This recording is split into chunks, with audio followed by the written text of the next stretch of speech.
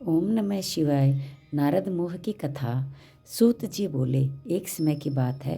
नारद जी ने तपस्या के लिए मन में विचार किया तथा हिमालय की एक सुंदर गुफा में तपस्या में स्थित हो गए। उसी समय उनकी तपस्या देखकर देवराज इंद्र संतप्त होने लगे और उन्होंने कामदेव से वहां जाकर नारद जी की तपस्या को भंग करने का आदेश दिया। कामदेव ने अपनी संपूर्ण कलाओं से उनकी तपस्या में विघ्न डालने का प्रयत्न किया, परंतु वे सफल नहीं हुए। महादेव जी के अनुग्रह से कामदेव का गर्व चूर हो गया। वास्तव में महादेव जी की कृपा से ही नारद मुनि पर कामदेव का कोई प्रभाव नहीं पड़ा, क्योंकि पहले उसी आश्रम में भगवान शिव ने अपनी तपस्या की थी और वहाँ उन्होंने कामदेव को भस्म कर डाला था। उसमें रति की प्रार्थना एक देवताओं की याचना करने पर भगवान शंकर ने कुछ समय व्यतीत होने के बाद कामदेव को जीवित होने का वरदान दिया था। नारद जी को यह गर्व हो गया कि कामदेव पर मेरी विजय हुई है। भगवान शिव की माया से मोहित होने के कारण उन्हें यथार्थ बात का ज्ञान नहीं रहा। वे तत्काल कैलाश पर्वत पर गए।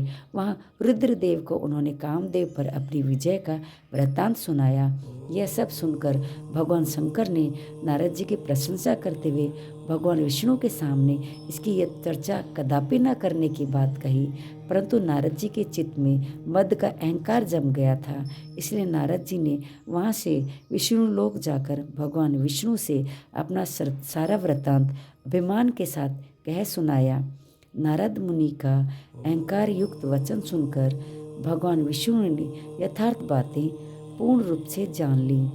नारद जी की प्रशंसा करते हुए भगवान विष्णु ने कहा, आप तो नैष्ठिक ब्रह्मचारी हैं तथा सदा ज्ञान वैराग्य से युक्त रहते हैं, फिर आप में काम विकार कैसे आ सकता है। विष्णु जी की बात सुनकर नारद जी प्रसन्न होकर वहाँ से चले गए।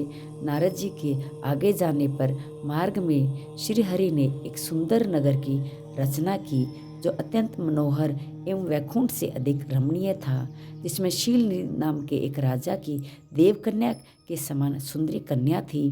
नारद मुनि उस नगर को देखकर मोहित हो गए और शील निधि के द्वार पर गए।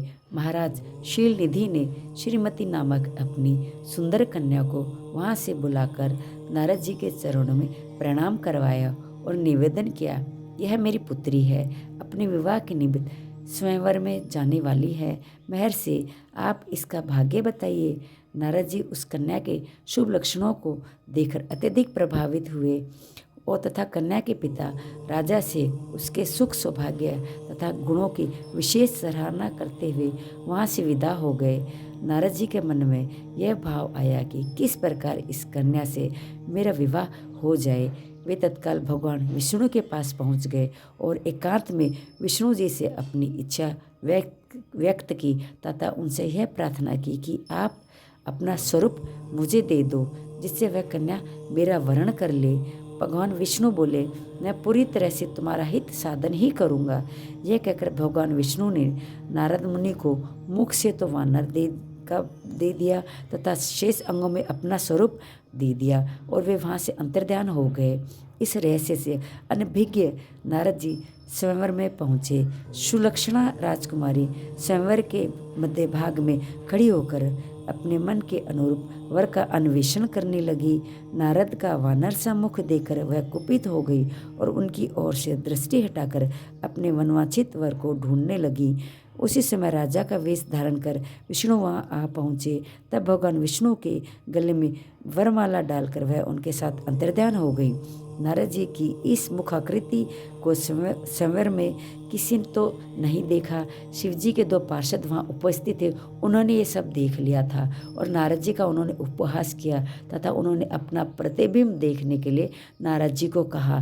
जब नारद जी ने अपना प्रतिबिंब देखी तो वास्तविकता का उन्हें पता लग गया और वे क्रोध से व्याकुल हो गए। उन दोनों शिव गणों को उन्होंने राक्षस होने का श्राप दिया।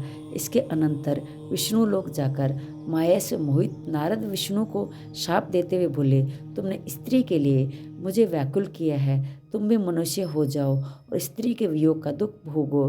तुमने जिस वानरों के समान मेरा मुख बनाया था, वही उस समय तुम्हारी सहायता करेंगे। कुछ ही क्षणों में भगवान शंकर ने अपनी विश्व मोहिनी माया को खींच लिया। उस माया के तिरोहित होते ही नारद शुद्ध बुद्धि से युक्त हो गए और उनकी सारी व्याकुलता जाती रही। श्री नारद जी भगवान विष्णु के चरणों में गिर पड़े और अत्यंत पश्चाताप करने लगे। ओम नमः शिवाय।